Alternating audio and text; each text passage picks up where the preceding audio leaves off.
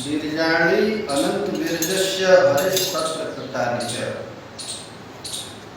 आपने मनवंतरों में मनवंतराधिपति मनुओं की और अनंत वीर्याणि अनंत वीर्यस्य, जो अनंत पराक्रमशाली श्री कृष्ण हैं, उनकी भी कथा आपने सुनाया।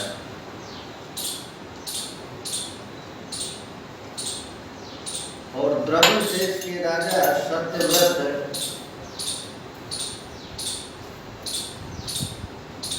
पर कृपा करने के लिए ठाकुर जी ने मत्स्यावतार ग्रहण किया और भगवान ने ज्ञान का उद्धार किया, वेदों का उद्धार किया मत्स्यावतार के द्वारा।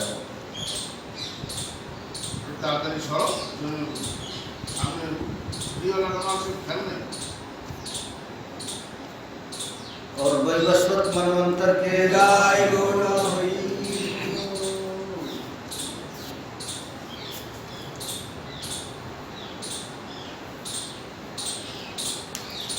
और वैवस्वत मनु में जो कुछ भी हो चुके हैं और इस समय जो विद्यमान है और आगे आने वाले हैं, उन सब पराक्रमी राजाओं का चरित्र भी हमको कृपा करके सुनाए। सूत जी कहते हैं कि हे महाराज, हे शौनकादिक ऋषियों, जब महाराज परीक्षित ने इस प्रकार प्रश्न पूछा तो पृष्ठ प्रोवाच भगवान शुकः परम धर्मविद। परम धर्म के रहस्य जानने वाले भगवान सुखदेव ने मनु वंश का विस्तार वर्णन कर। हम लोग अभी जिस मनु के राज में हैं, उस मनु का नाम है वैवस्वत मनु। ये मनु सूर्य के पुत्र हैं।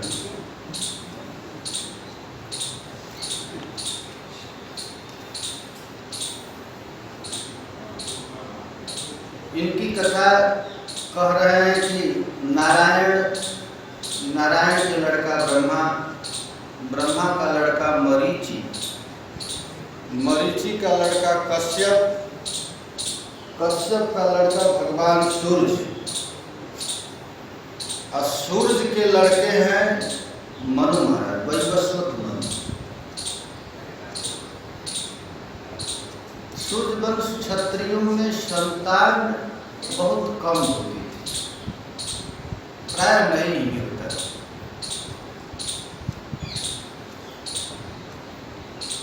जब मनु महाराज को कोई संतान नहीं हुई तो आपने ब्राह्मणों की शरण ली। तो महाराज ब्राह्मण लोग यज्ञ करवाए और तत्र श्रद्धा मनोपत्नी होतारम समयासिता। यज्ञ प्रारंभ कर दिया गया। पुत्रष्टि यज्ञ। मनु की पत्नी की श्रद्धा वो होतारों के पास है, पंडितों के पास आई और कहे कि महाराज आप लोग पुत्र के लिए यज्ञ कर रहे हैं, तो ऐसा कीजिए कि पुत्र नहीं होने चाहिए, वो पुत्री है। तो महाराज पुत्र के बदले में पुत्री हुई। ब्राह्मणों को बड़ा आश्चर्य हुआ, राजा को भी आश्चर्य हुआ।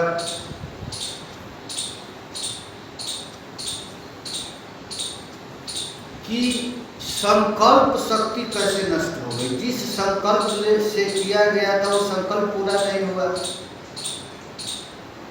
हम पुत्र के लिए यज्ञ कर रहे थे, पुत्री कैसे हो गई। भगवान किलिदम जातः कर्मो ब्रह्मवादिना।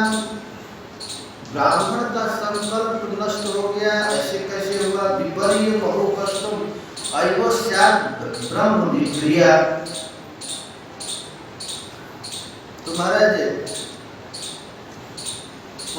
मनु महाराज अपने गुरु जी के पास गए।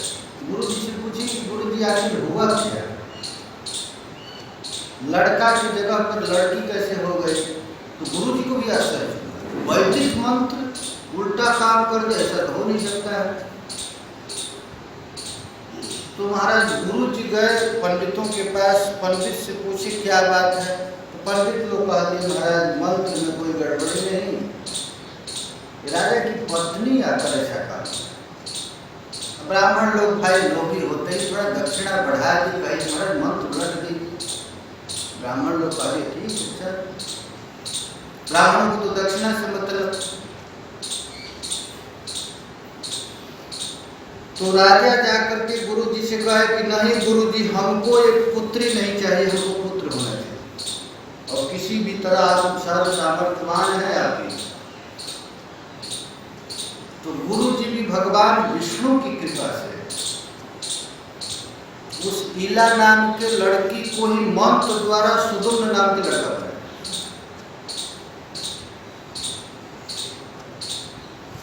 क्षत्रिय का लड़का 12 वर्ष का हुआ, अपने सहपाठियों के साथ मेरू के तलहटी पर शिकार खेलने के लिए गया, और जाते जाते महाराज वैसे जगह चला गया जहाँ श्रापित भूमि है भगवान शंकर का, और सब राजा तो रानी हो गए और घोड़ा घोड़ी हो गए, और जितने मंत्री थे महाराज सहेली हो गए। आश्चर्य, सब लोग देखने लगे ये परिवर्तन कैसे हुआ। विश्वा दिन मनसो घूमन वृक्ष मार परस्परम, सब एक दूसरे को देखने लगे, क्या हो गया, सब जितने थे सब स्त्री हो गए। तो महाराज परीक्षित प्रश्न पूछे कि कथमेव गुणोदेश के भगवान कृता प्रश्नमेव समाचक्ष्व परम कौतूहलम विना। हे नाथ, हमको भी बड़ा आश्चर्य लग रहा है, अचानक ये लिंग परिवर्तन कैसे हो। तो सुखदेव जी कहते हैं एक बार भगवान शंकर पार्वती के साथ महाराज क्रीड़ा कर रहे हैं, उसी समय अचानक ऋषि लोग आ गए। तो ऋषियों को देख करके झटपट महाराज पार्वती जी उठी, भरतु रंका समुत्थाय लीलमास्वस्तु परियधाय। और पार्वती जी रूठ गई कि आप तो घर बनाते न मकान बनाते, पेड़ के नीचे रहते हैं, देखिए न अपने आप अचानक कोई ऋषि महर्षि आ गए। तो भगवान शंकर अपनी पत्नी को प्रसन्नता के लिए कहे कि इस क्षेत्र में कोई भी पुरुष आ जाएगा तो इसलिए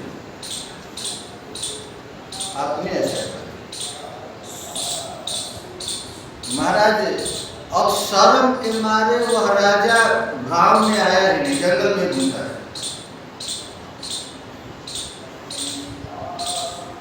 देखिए उसी जंगल में महाराज बुद्ध रहते थे, और बुद्ध के साथ इला का एक लड़का भी हुआ जो पुरुरवा महाराज, जिसे चंद्रवंश चलेगा। जब राजा को पता चला कि हमारा बेटा फिर लड़का से लड़की हो गई, फिर गुरु जी के पास गए। तो गुरु जी कहेंगे अब मेरे बस की बात है। अब भाई जहाँ से अपराध बनता है वही क्षमा मांगना पड़ता है, दूसरे से क्षमा मांगने से काम नहीं चलेगा। किसी से अपराध कर दीजिए और दूसरे से काम चले नहीं, वहीं जाना पड़ेगा। गुरु जी कहे कि शंकर जी का अपराध हुआ है, शंकर जी के पास जाओ।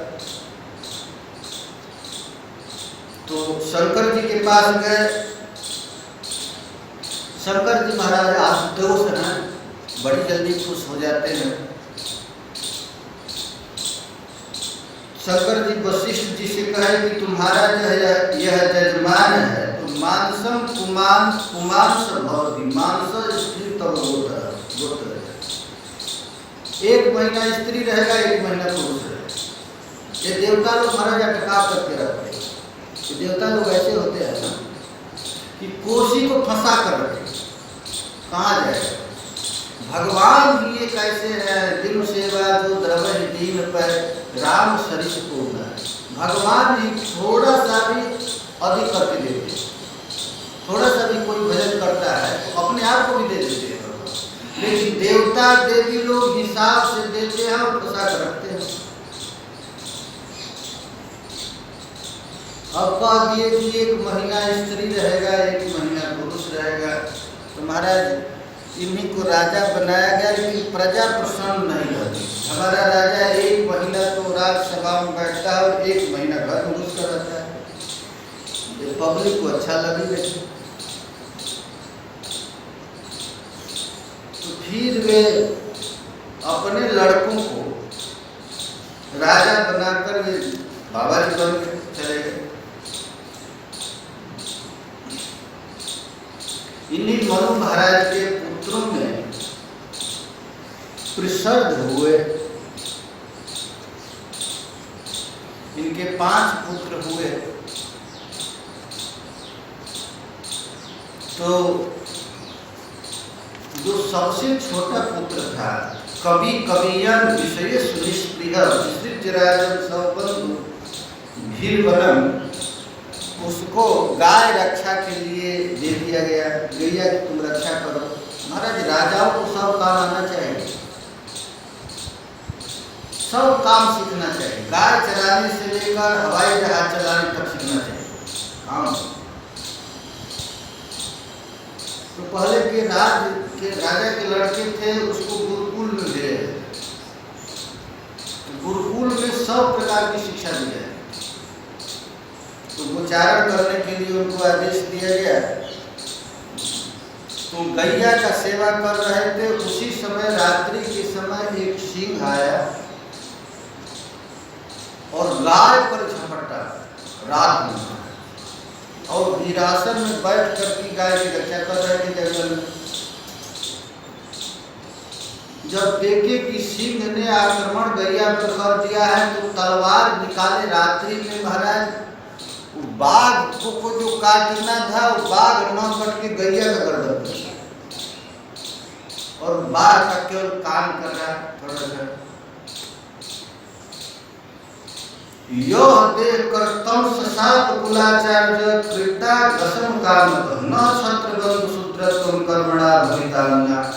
अरे तुम क्षत्रिय होकर वो वध किया है, तुम अपने कर्म से अब शूद्र हो गया।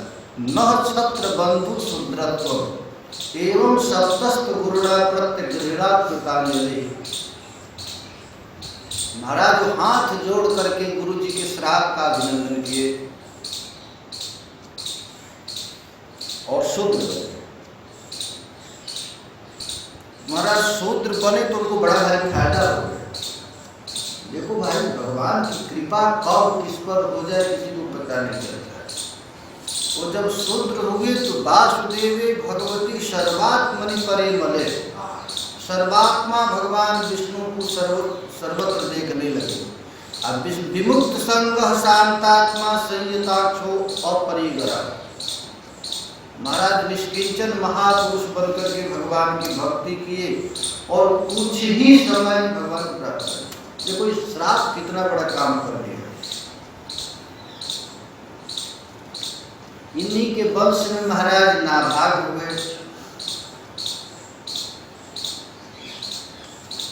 नवक के 4 बेटे थे, चारों बेटों को पढ़ने के लिए गुरुकुल में भेजा गया। 3 लड़के तो पढ़ करके लौट आए और छोटा लड़का आया। तो ये 3 भाई सोचे कि लगता है अब ब्रह्मचारी के बाद डायरेक्ट संन्यास ले लेगा और अपने पिताजी की संपत्ति को 3 भाग में बांट दिया। तो बहुत दिन के बाद लड़का आया और लड़का आकर के कहने लगा कि हमारा भाग दे दो। दासन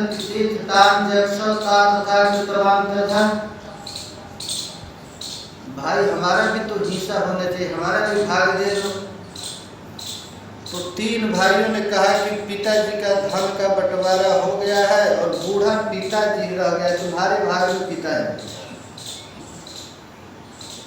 तो भाई धन की तो आवश्यकता पड़ेगी। वो लड़का गया और अपने पिताजी से जाकर के कहा कि हमारे भाइयों ने हमारे हिस्सा में आपको ही दिया है, तो हम तो आपकी सेवा करेंगे। तो पिताजी कहे कि उनके कहने से क्या होगा, धन संपत्ति तो तुझको भी चाहिए। उन्होंने कहा कि देखो यहाँ से थोड़ी देर पर दूर पर ब्राह्मण लोग यज्ञ कर रहे हैं और यज्ञ में छठवें दिन विश्व देव का जो मंत्र है वो गलती पढ़ते हैं, आज तुम जाओ न सुधार। महाराज वो लड़का गया और जा करके ब्राह्मणों की सभा में वैदिक मंत्र पढ़ रहे थे। वो क्षत्रिय का लड़का गया और कहा कि महाराज ये मंत्र गलती। महाराज ब्राह्मण लोग बुद्धिमान होते, बड़ा प्रसन्न हुए। क्षत्रिय का लड़का ब्राह्मणों को बताया ये मंत्र, बड़ा प्रसन्न हुए महाराज। आजकल के ब्राह्मण जैसा ने चिढ़ जाए क्यों बताया, वो लोग तो बड़ा खुश हुए और खुश होकर के यज्ञ का जितनी सामग्री थी यज्ञ के बचने में करोड़ों रुपए का संपत्ति बचा था और सब उस बच्चे को दे करके वे ब्राह्मण हो गए। वो जब धन संपत्ति लेकर के आ रहा था लूठा कर इकट्ठा, उसी समय उत्तर दिशा से एक काला लड़का आया और आ करके कहा कि ये सब संपत्ति मेरा है, तुम्हारा नहीं। तो उसने कहा कि अभी अभी तो ब्राह्मण लोग मुझको दिए। तो नहीं, दक्ष यज्ञ विध्वंस के समय निर्णय कर दिया गया था कि यज्ञ वशिष्ठ सब रुद्रकांत से होगा, ये मेरा है, शिव जी से साक्षात मेरा है। तुझको यदि विश्वास नहीं तो तुम अपने बाप के पास जाओ और पूछो। हमारा लड़का गया दौड़ करके अपने पिताजी को प्रणाम किया और प्रणाम करके कहा कि पिताजी ये संपत्ति किसका है, मेरा है उस लड़के का।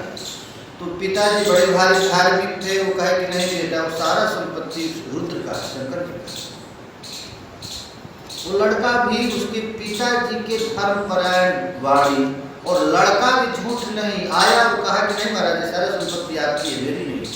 भगवान से बड़ा खुश उसके पिताजी पर और बच्चों पर और कहा कि नहीं बेटा सारा संपत्ति तो लो ही और तुझको मैं एक आत्म तत्व का उपदेश दे दूंगा। देखो निष्कपट रहने से काम बन जाता है। वो कहे कि देखो ये रुद्र का अंश है, यह यदि तू लेकर जाता तो 7 जन्म तक दरिद्र रहता, अब मैं दे रहा हूं तो कुछ होगा नहीं, ले जाओ। वो लड़का ले आया। महाराज उसी का लड़का, उसी नभक का एक लड़का हुआ महाराज अम्बरीश। नाभागाद अम्बरीशो भून महाभागवतः कृति नास्ति सत् ब्रह्म साकोपि जम्नः प्रतिहतं क्वचित्। उसी नाभाग का एक लड़का था अम्बरीश, वे इतने भक्त थे महाराज भगवान के, महाभागवत थे कि ब्राह्मण का श्राप उन पर काम नहीं किया। महाराज परीक्षित काम पे हमको भी तो ब्राह्मण का श्राप लगा है, और अम्बरीश महाराज कैसे थे कि उनको ब्राह्मण का श्राप भी नहीं लगा। महाराज पद्म पुराण में लिखा गया है कि कोई भी जीव काल से नहीं बच सकता, यदि काल से बच भी जाए तो भगवान शिव के त्रिशूल से नहीं बच सकता, यदि कोई त्रिशूल से बच भी जाए तो भगवान ब्रह्मा के ब्रह्मास्त्र से नहीं बच सकता, और यदि कोई ब्रह्मास्त्र से बच भी जाए तो भगवान विष्णु के सुदर्शन चक्र से नहीं बच सकता, और यदि कदाचित कोई सुदर्शन चक्र से भी बच जाए तो ब्राह्मण के श्राप से नहीं बच सकता। ये ब्राह्मण का वाक्य महाराज अमोघ है, इसका प्रतिकार कोई उपाय है ही नहीं। रामकृष्ण भी जाते हैं तो ब्राह्मण के श्राप से नहीं जाते। तो परीक्षित जी कहे कि अरे भगवान श्रोतुम इच्छामि राजर्षे तस्य धीमतः न प्राभूत जत निर्मुक्तो ब्रह्म दंडो दुरत्यय। आज तक तो सृष्टि में ऐसी कथा में सुना ही नहीं कि ब्राह्मण श्राप दे दे और उसका प्रतिकार हो जाए। मैं भी तो ब्राह्मण के श्राप से ही साथ कथा सुनने के लिए बैठा हूँ। ये अम्बरीश कैसे थे कि ब्राह्मण का श्राप भी कोई काम नहीं किया। यह सुन करके सुखदेव जी कथा करना प्रारंभ कर। महाराज बड़ा प्रसन्न होकर अम्बरीश चरित्र का गान किए सुखदेव जी।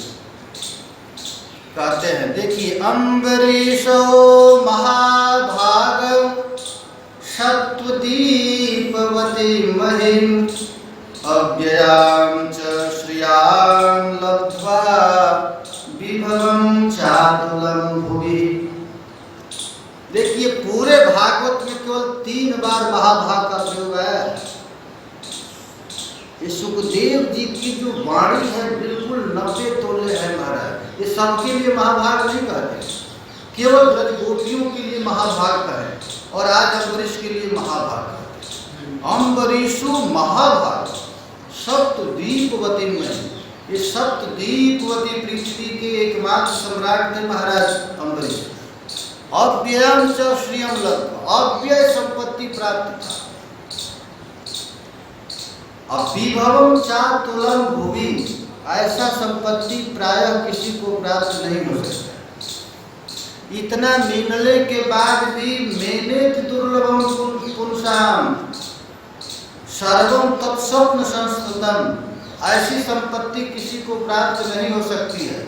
लेकिन महाराज इतने संपत्ति प्राप्त होने के बावजूद भी अम्बरीश महाराज को सपना समझ, ये सपना आज है कल नहीं रहे। क्योंकि विद्वान विभव निर्वाण तमो विशति जन कुमार, धन संपत्ति ही एक ऐसी वस्तु है महाराज जिसको प्राप्त होने पर लोग तमो विशति, तम कहते हैं नरक, ये धन संपत्ति नरक ले जाते हैं। तो क्या संपत्ति प्राप्त हो गई थी जिसके चलते यह संपूर्ण सप्तद्वीपवती पृथ्वी की संपत्ति को सपना समझते थे? तो सुखदेव जी कहते हैं वासुदेवे भगवती तद्भक्तेषु च साधुषु प्राप्तो भावं परम विश्वं जेनेदं लोष्टवस्मृता। कहते हैं वसुदेव नंदन श्री कृष्ण के चरण कमल में उनकी एकांतिक भक्त, और जितना भगवान का भजन करते थे उससे अधिक भक्तों की पूजा करते थे। तद भक्तेषु च साधुषु प्राप्तम भाव, महाराज श्री कृष्ण के चरण कमल में उनको भाव प्राप्त हो गया, जिसके चलते जेनेतन लोष्टवस्मृता, जिसके चलते सारा संसार को ढेला समझते थे। पक्ष ढेला क्या कहते हैं इसको? मिट्टी समझते। तो कैसे साधन करते थे? तुम्हारा 4 श्लोक में इनका साधन का वर्णन करते हैं। सबई मन कृष्ण पदारविंदयो वचांसि वैकुंठ गुणानुवर्णने करौ हरिर्मन्दिर मार्जनादिषु श्रुतिं जगारा। महाराज अम्बरीश ही ऐसे धर्मात्मा महात्मा थे जो अपने प्रत्येक इंद्रियों को श्री कृष्ण सेवा में लगाए। इतने बड़े राजा होने के बाद भी करौ हरिर मंदिर मार्जनादिषु, अपने हाथ से झाड़ू लगाते थे मंदिर, अपने वाणी से ठाकुर जी के मंगलमय चरित्रों का गान करते थे, अपने काम को भगवान के कथा में लगा दिए थे, अपने नेत्र को ठाकुर जी के नित्य प्रति दर्शन में लगा देते, और अपने शरीर को